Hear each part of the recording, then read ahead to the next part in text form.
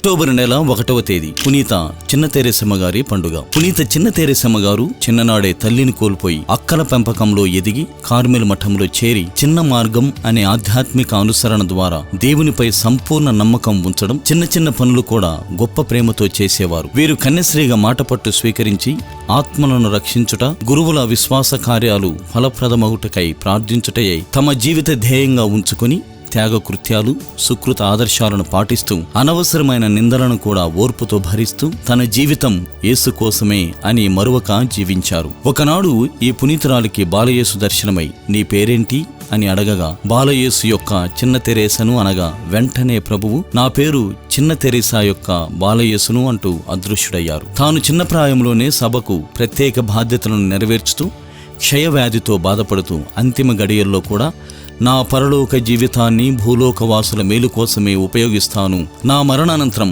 రోజా పువ్వుల వర్షాన్ని కురిపిస్తాను అంటూ ప్రవచనం పలుకుతూ మరణించారు.